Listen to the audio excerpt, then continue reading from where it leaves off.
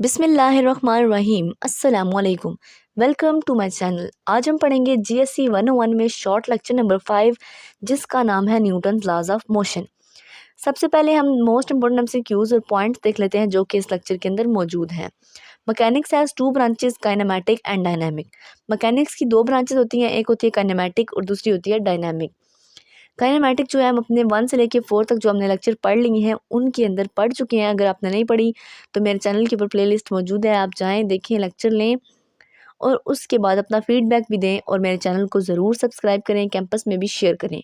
उसके बाद है जी dynamic. Dynamics is the branch of physics which deal with motion under the influence of force. Dynamics physics की वो ब्रांच है जिसके अंदर हम मोशन के बारे में पढ़ते हैं under the influence of force, जिसके अंदर फोर्स की वजह से कोई मोशन होती है। अब हम देख लेते हैं कि मोशन का कॉन्सेप्ट सबसे पहले किसने स्टार्ट किया था, कहाँ कहाँ से मोशन जो है इसका कॉन्सेप्ट किस किस ने दिया और कहाँ कहाँ से गुजरा है। आपने ये इनके नाम और याद रखने कि इन्होंने क्या बोला था, ये एमसीक्यूज में पूछा जा सकता है। Aristotle first give the concept of force as something that cause motion. सबसे पहले आर्टिस्टोल ने बताया था कि फोर्स वो चीज़ होती है जिसकी वजह से मोशन होती है। उसके बाद उसने आर्टिस्टोल ने यह भी बताया कि when force acting stop motion ceased, कि जब फोर्स लगना बंद हो जाएगी तो मोशन भी रुक जाएगी।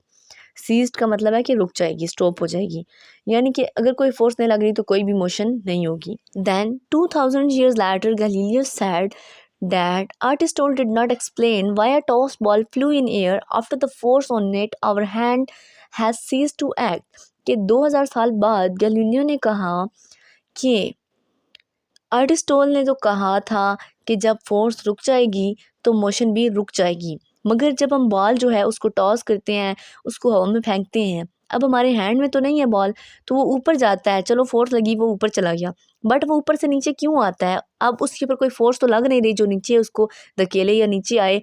ये बात जो है आर्टिस्टोल ने एक्सप्लेन नहीं की, ये गैलीलियो ने कहा। अब गैलीलियो ने जस्ट एक क्वेश्चन किया है कि बॉल जो है वो नीचे क्यों आता है, ये बात उसने एक्सप्लेन नहीं की। गैलीलियो ने कोई और कॉन्सेप्ट नहीं दिया, उन्होंने फोर्स की डेफिनेशन या मोशन की डेफिनेशन को क्लियर नहीं किया, उन्होंने जस्ट एक क्वेश्चन किया। फिर सर आइजैक न्यूटन जो थे उन्होंने इस फेनोमेना को डिस्क्राइब किया, एक्सप्लेन किया। उन्होंने बताया something that can cause or try to cause a change in physical state of body is force. कि फोर्स वो चीज़ है जो कि चेंज कर देती है फिजिकल स्टेट ऑफ बॉडी को या फिर उसे चेंज करने की कोशिश करती है, वो हमारे पास फोर्स है। अब फोर्स जो है वो क्या क्या कर सकती है? Force can cause a body to move, to speed up, to change the direction, to stop, to compress, to stretch a body without causing motion. कि फोर्स जो है वो क्या क्या कर सकती है, एक बॉडी को मूव करा सकती है, उसको स्टॉप करा सकती है, उसको स्पीड अप करा सकती है, उसकी डायरेक्शन को चेंज कर सकती है, उसको कंप्रेस कर सकती है, उसको स्ट्रेच कर सकती है विदाउट कॉजिंग मोशन। अब हम देख लेते हैं कि फोर्स है क्या एग्जैक्ट। जो पेपर में अगर आपके पास फोर्स की डेफिनेशन है तो आप कौन सी डेफिनेशन लिखेंगे? पहले हमने सारा इसका कॉन्सेप्ट पढ़ा है कि फोर्स कहाँ से स्टार्ट हुई, मोशन का कॉन्सेप्ट कहाँ से स्टार्ट हुआ। फोर्स क्या है? The agent or agency that change or tend to change the state of body is force. Force वो एजेंट और वो एजेंसी है जो क्या करती है, बॉडी की स्टेट को चेंज करने की कोशिश करती है या चेंज करती है। फोर्स की एक और डेफिनेशन भी है, द एजेंसी काजिंग अ पुल और पुश इज़ अ फोर्स। कि फोर्स वो एजेंसी है वो चीज़ है जिसकी वजह से बॉडी के अंदर पुल होती है या वो पुश होती है। इसका जो ऐसा यूनिट है वो न्यूटन है, जिसे हम किलोग्राम मीटर पर सेकंड भी कहते हैं। अब हम देख लेते हैं टाइप्स ऑफ फोर्स। फोर्स की दो टाइप्स हैं, एक है कॉन्टैक्ट फोर्स, दूसरी है non contact force. Contact force के अंदर कौन कौन सी फोर्सेस आ सकती हैं? इलास्टिक, पुश और पुल फोर्स एंड फ्रिक्शनल फोर्स और ड्रैग फोर्स और contact forces.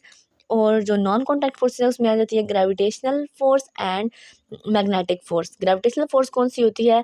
Gravitational force is between two masses like earth and moon. दो मास हो, अर्थ या मून, उन दोनों के दरमियान जो फोर्स होगी उसे हम ग्रेविटेशनल फोर्स कहेंगे। दूसरी है magnetic force, between two pieces of magnet, वो होगी मैग्नेटिक फोर्स। और ये ग्रेविटेशनल और मैग्नेटिक फोर्स जो है ये हैं नॉन कॉन्टैक्ट फोर्सेस।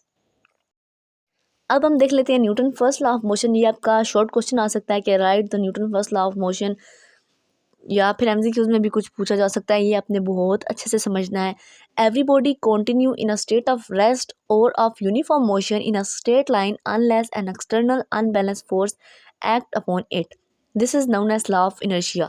कि अगर कोई बॉडी स्टेट ऑफ रेस्ट में है तो वो कंटिन्यू इसी स्टेट ऑफ रेस्ट में रहेगी, अगर वो यूनिफॉर्म मोशन में तो वो यूनिफॉर्म मोशन में रहेगी, अगर वो स्ट्रेट लाइन में है तो वो स्ट्रेट लाइन में ही रहेगी जब तक कि उसके ऊपर कोई फोर्स, कोई एक्सटर्नल अनबैलेंस फोर्स आके एक्ट नहीं करती।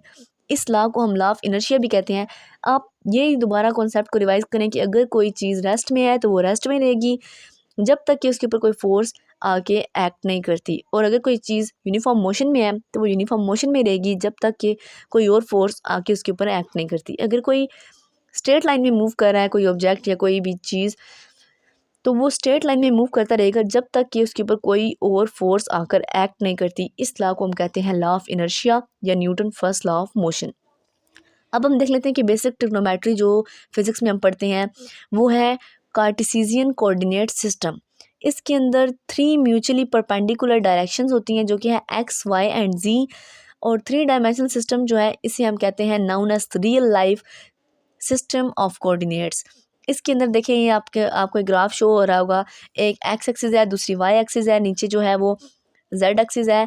जो एक्स एक्सिस है उसके ऊपर जो एंगल बन रहा है उसे हम ए कहेंगे, जो जेड है उसके ऊपर बी, और जो वाई के साथ बन रहा है वो है बी, और जो जेड के साथ बन रहा है वो होगा C. All the angles are equal, A B and C, ये तीनों एंगल जो हैं ये इक्वल हैं।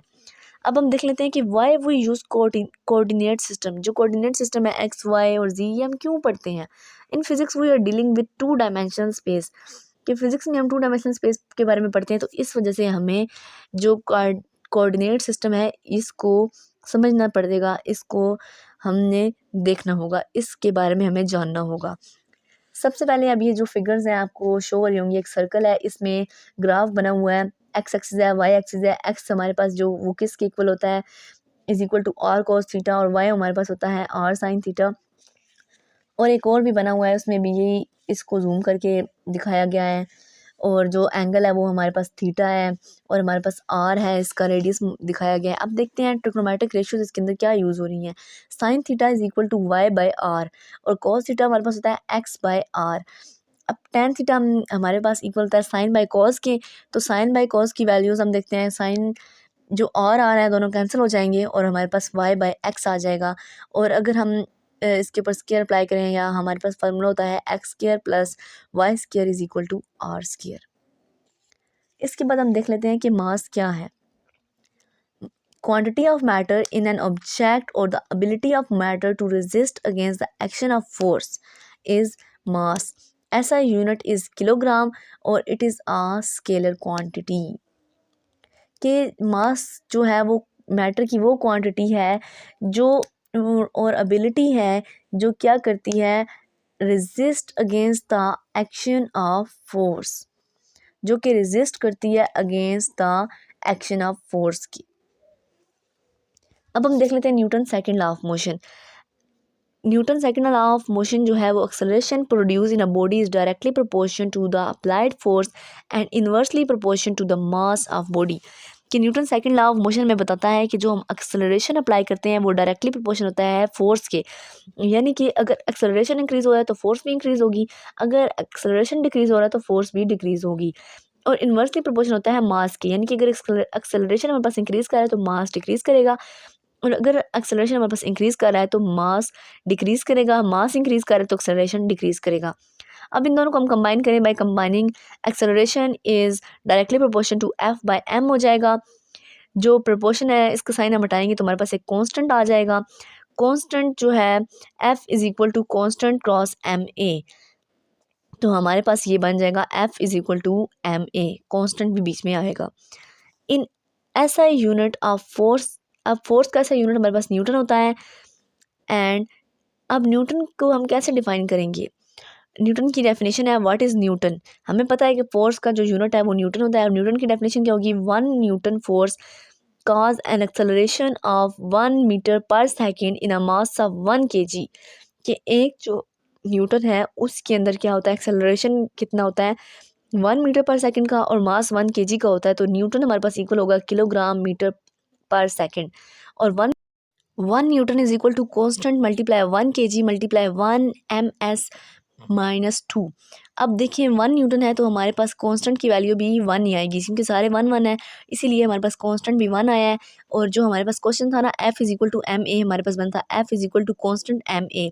कांस्टेंट की वैल्यू हमारे पास 1 आई है, हम 1 पुट कर देंगे तो हमारे पास बन जाएगा f is equal to M A. Therefore in SI unit measurement system, जो SI मेजरमेंट सिस्टम होता है उसमें हम क्या करते हैं, f is equal to M A ही कहते हैं। तो आज के इस लेक्चर में हमने पढ़ा, सबसे पहले हमने देखा मोशन का बैकग्राउंड देखा कि कैसे हमने जो 3 साइंटिस्ट थे उन्होंने अपना अपना नज़रिया पेश किया। उसके बाद हमने फोर्स के बारे में पढ़ा, फोर्स क्या होती है। फिर हमने न्यूटन का फर्स्ट लॉ ऑफ मोशन पढ़ा जिसे हम लॉ ऑफ इनर्शिया भी कहते हैं।